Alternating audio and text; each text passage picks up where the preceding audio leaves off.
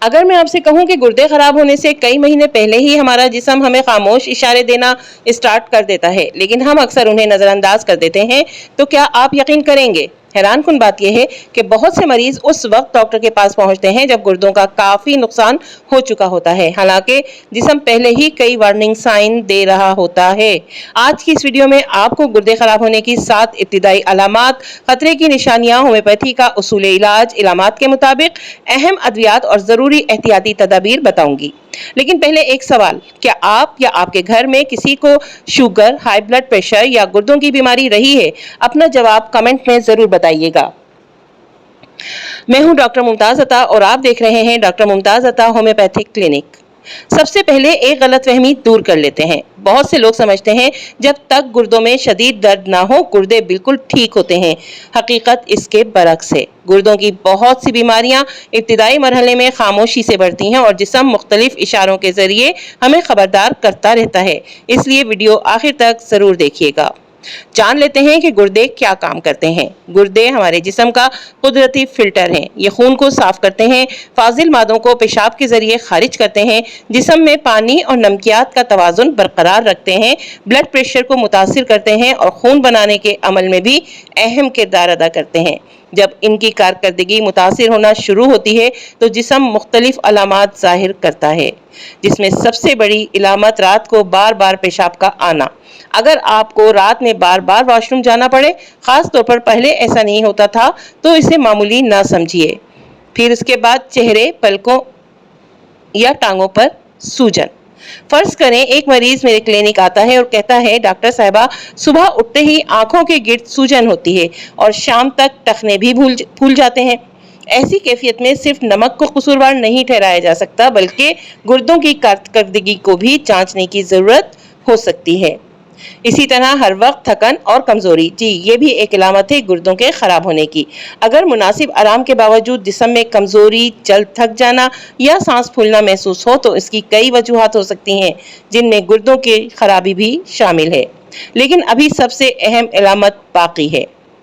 پیشاب میں جھاگ کا بننا۔ اگر پیشاب میں بار بار غیر معمولی جھاگ بنے، خاص طور پر مسلسل، تو یہ بعض اوقات پیشاب میں پروٹین آنے کی علامت ہو سکتا ہے۔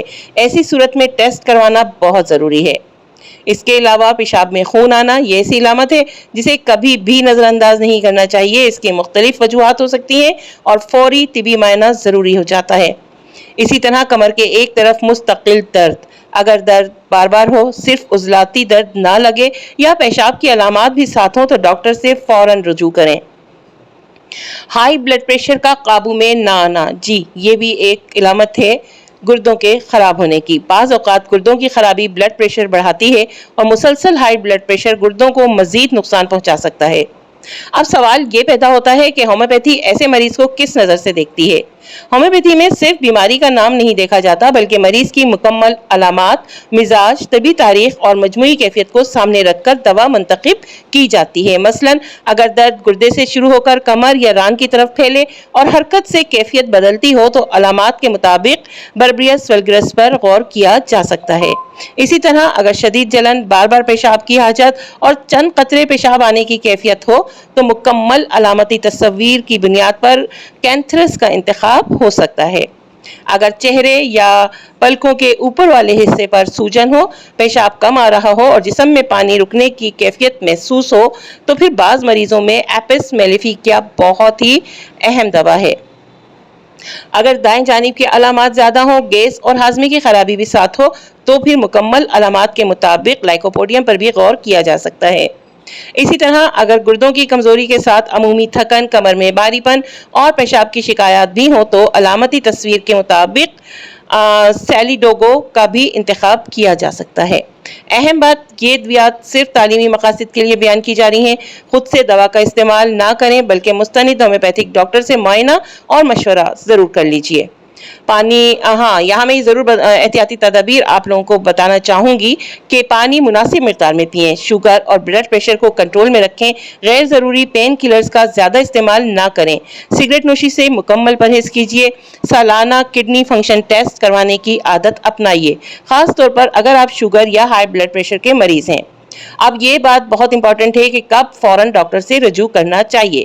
اگر پیشاب میں خون آئے، شدید کمر درد ہو، سانس پھولنے لگے، سوجن تیزی سے بڑھے، پیشاب بہت کم ہونے لگے تو پھر ڈاکٹر یا متعلقہ ماہر سے فوراً رجوع کریں۔ یاد رکھیں، گردے خاموشی سے خراب ہوتے ہیں، لیکن اگر جسم کے ابتدائی اشاروں کو بروقت پہچان لیا جائے تو بہت سے مسائل سے بچا جا سکتا ہے۔ اگر آپ نے یہ ویڈیو آخر تک دیکھی ہے تو کمنٹ میں صرف الحمدللہ ضرور لکھیں تاکہ مجھے معلوم ہو کہ آپ صحت کے بارے میں سنجیدہ ہیں۔